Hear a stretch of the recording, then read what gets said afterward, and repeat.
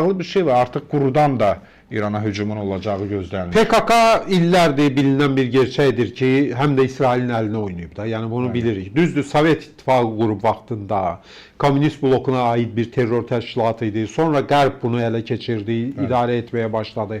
Hətta Almaniyanın özü belə bugün PKK'nın arkasındadır. Təbiidir ki, İsrail də qardaş Türkiyəyə qarşı bütövlükdə bu bölgəmizdə PKK'dan istifadə edib və edir. İrandakı bu hərəkatla bağlı da açıq şəkildə deyə bilərik ki, yəqin ki, İsrail bu hücumlara başlamazdan öncə PKK'nı da təlimatlandırıb gerekli şekilde ki biz bunu edəcəyik, sizin de vaxtınız gələndə bunu edəcəksiniz. Ona göre de ben həmişə deyirəm ki, hər cür senariyə hazır olmalıyıq. Birinci variant odur ki, İranın bütövlüyü qorunursa, o dünyəvi devlete çevrilir ve Türk dilini dövlət dili elan edirlərsə, biz burada deyək ki, əla olsun, bu bir Türk dövlətinə çevrilməlidir. Zaten tarixən bu Türk dövlətidir. Olub düzdür, bir Pers dövlətidir, Fars dövlətidir və s. Amma 1000 il bu dövlət Türk dövləti olub da. Yəni bu Türk imperiyası olub. İndi gəlib 1925'ten üzü bəri bunlar 100 il bundan öncə keçib olublar Fars dövləti və başlarına da bu 100 ildə gəlməyən qalmayıb. Məsələ də ondadır. Ona göre de ben düşünürüm ki bunun Türk dövlətliliyi bərpa edilməlidir.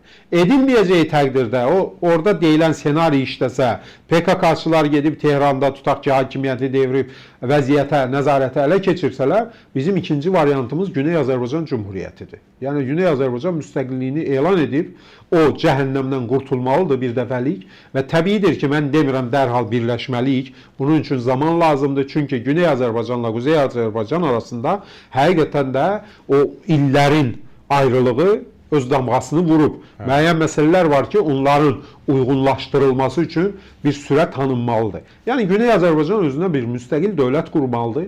O dövlət belli bir müddətdən sonra Kuzey ilə birləşib bütöv Azərbaycana çevrilə bilər. Yəni biz bunu əsas variant kimi də baxa bilərik. Güney Azərbaycanın azadlığı. Çünki ha o tərəfə çəkirik, bu tərəfə çəkirik. Görürük ki, Farsların hakimiyyəti altında Türklər xoşbəxt ola bilmirlər. Niyə ola bilmirlər? Çünki bunlar hər şeyi, hər kəsi cəfəngiyatla idarə etmək istəyir. Biz Türklər isə cəfəngiyat milləti deyilik. Biz qadına yüksək dəyər verməyi bacaran, yani tarihin bütün dönemlerinde biz insanlığa saygıyla yanaşmaya bacaran milletik. Ama bunlar neydir? Bunlar için kadın ikinci derecelidir arka planda. Görmürsünüz son illerde neyi müşahede edilir? Bunların işi gücü kadın başını düz bağlamadı, eğri bağladı. Ne bileyim yaylığı sürüştü, ne bileyim. Bunun üstünde durup adamları şallaqlayırlar, hepsi atırlar, ne bileyim məhkəmə qururlar. Bu təfəkkürdə adamlar niye mesela biz Türkleri idare etməlidir orada? Türkler onları idarə etsə, mən düşünürəm ki, Farslar daha xoşbəxt olarlar. Və sizi əmin edirəm ki, belə bir idarə etmə olsa İranda, bütövlükdə İranda, bütün millətlər xoşbəxt olacaq. Üstəlik də bu dövlət həqiqətən də çağımızla uyuşmayan qanunlarla idarə olunur da. Bir şey ki, bu konstitusiyasında bu ölkənin yazılıb ki, İslamın Şiə məzhəbi dövlət dinidir. Məzhəb. Ayrı bir məzhəb. Üstə gəl, İran vətəndaşı olub da Şiə məzhəbindən olmayan heç kim prezidentliyə namizəd ola bilmir.